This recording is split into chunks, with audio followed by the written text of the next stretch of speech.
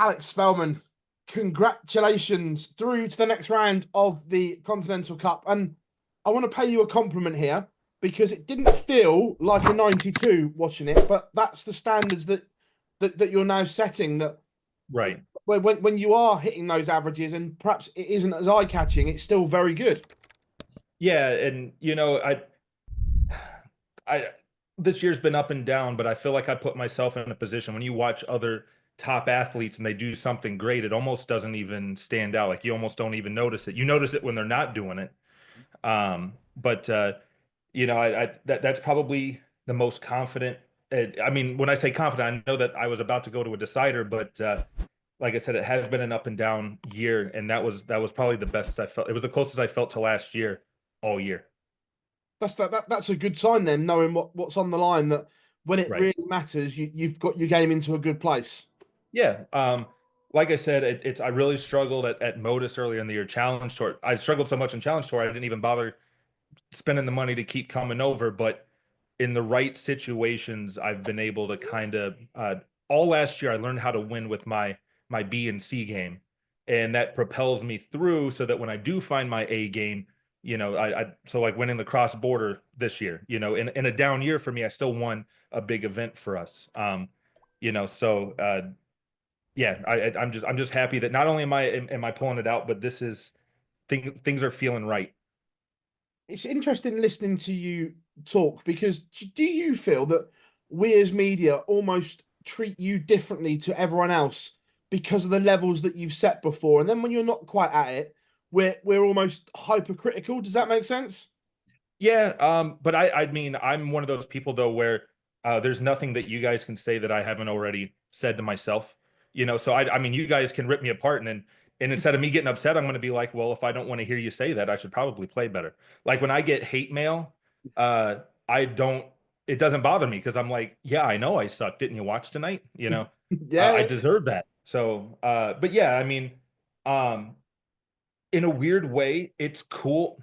So I told some people it was really nice playing at MSG and playing against Peter Wright, where people felt like I was a bit of a disappointment against a former world champion. yeah. Like, even though I didn't play my best, I still pushed him a little bit. We went to a decider, but any situation where I'm a favorite against a former world champ, well, I don't know if I was the favorite, but people did kind of you know, peg me as one of the people that would get through.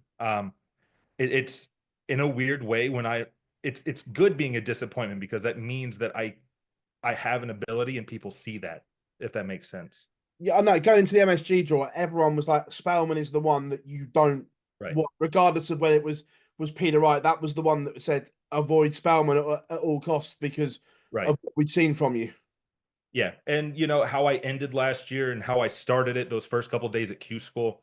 I genuinely don't know. I think it was, I've talked to, I've talked to some people. I mean, like I've talked to my wife and I've talked to myself, but I think it was I didn't want my tour card, but I still wanted to kind of make people scared of me.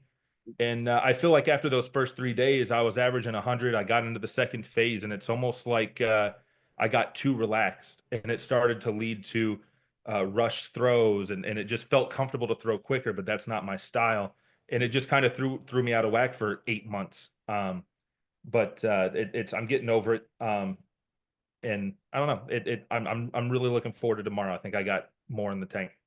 I know you watch our show and we talk about it in particular the whole debate of the best players not to have a tour card, and it Right. obviously your name comes up in that an awful lot along with your Daryl Pilgrims, Tom Right. Sykes, and everyone like that. Do you still feel that you are currently one of the best players in the world that doesn't have a tour card?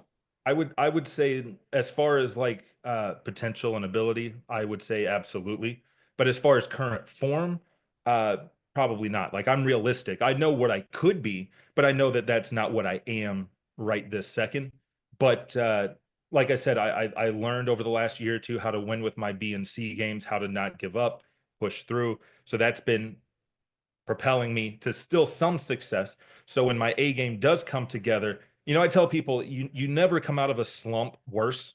And in my opinion, you come out better because if your baseline was here and you drop down, well, once you get back to that baseline, not only you back to where you were, but now you're confident and you're excited and you want to play. So that usually pushes you to play better. So I'm hoping that's where I'm trending now. Absolutely. It's just interesting listening to you talk, and the guys on comms were talking about it as well, that they said they spoke to you beforehand. And most dart players, their grip is their grip, but you're one of these players that goes through different grips to try and find something. And the evolution of the Alex Spellman throw changes Right. mid-game and things like that. Yeah, it's I know that I'm slower, but I am a rhythm player. I am off a feel. Uh I do coaching here, and my coaching style is not telling people what to do. I teach them my system. I break down my throw to the fingers and the grip and the wrist and the elbow and the shoulder and the throw speed and the release. It's I need to know how each individual component works for me. Like I tell people, when you have that perfect feel and throw, if I ask most people like, okay, well, what were you doing? How can you repeat that? They're like, I don't know. I was just throwing. I wasn't thinking. It felt good. But if you don't know what you're doing, how do you repeat that when you lose that feel? So I just teach people how to work on their game, pay attention to what works, what doesn't work, but more importantly, why something works, why something doesn't work.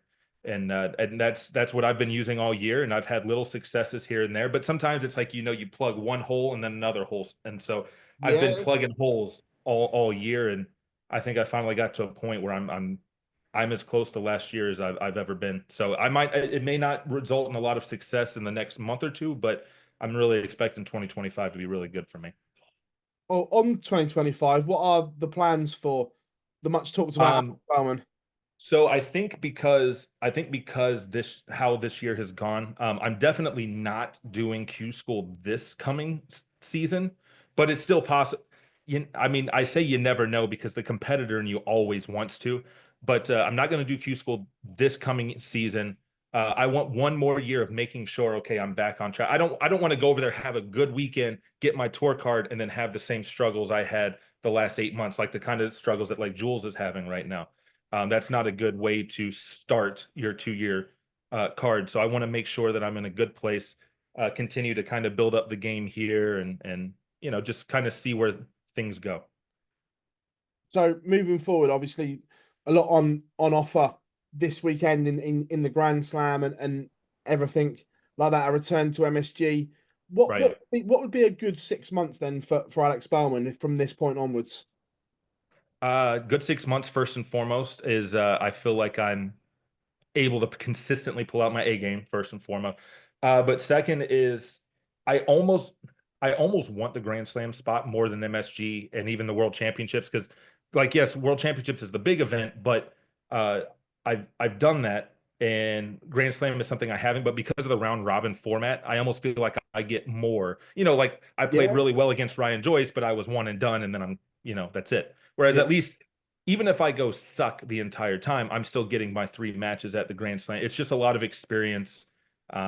It's exciting, but uh, I genuinely don't know what is on the docket. I'm trying to get. Obviously, the soft tip game is a little bit bigger over here than most parts of the world. I'm still primarily focused on steel, but since I do this for a job now, I'll be dabbling in that. So uh, I don't know. My next 6 months is just a game as consistent as possible and winning.